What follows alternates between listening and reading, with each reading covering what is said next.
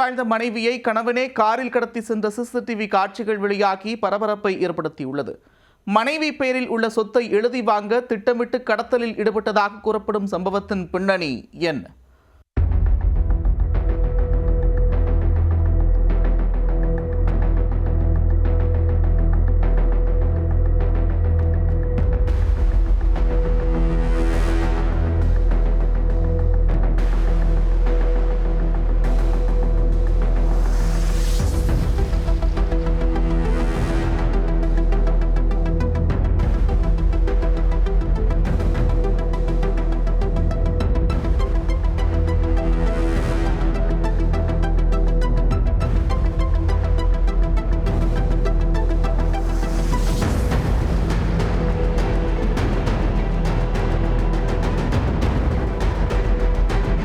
கணவனை விட்டு பிரிந்த மனைவி வலுக்கட்டாயமாக காரில் கடத்திச் செல்லப்பட்ட பரபரப்பு காட்சிகள்தான் இது.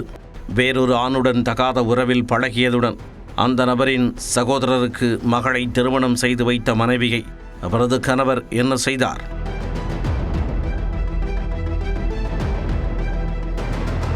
பெரம்பலூர் மாவட்டம் கடத்தூர் அருகே உள்ள தேனூர் கிராமத்தைச் சேர்ந்தவர் பெருமாள்.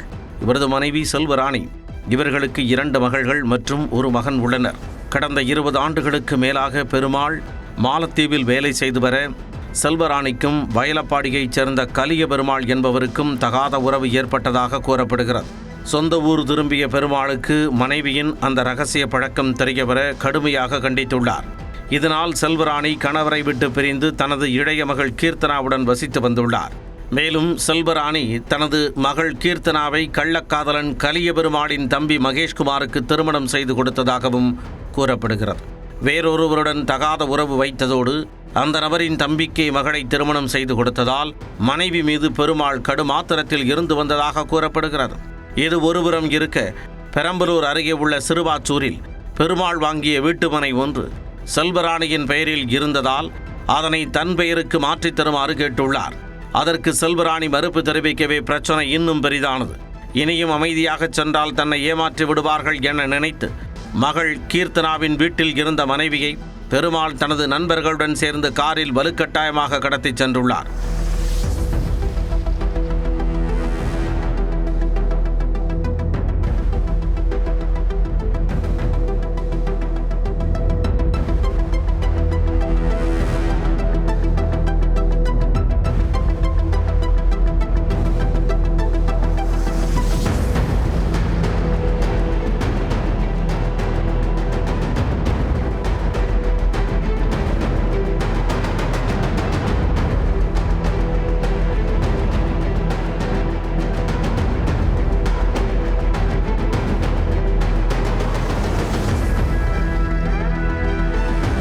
சம்பவம் நடந்தபொழுது வெளியே சென்றிருந்த கீர்த்தனா வீட்டிற்கு வந்து சிசிடிவி காட்சிகளுடன் தனது தாயை கடத்திச் சென்ற தந்தை மீது பெரம்பலூர் நகர காவல் நிலையத்தில் புகார் கொடுத்துள்ளார்.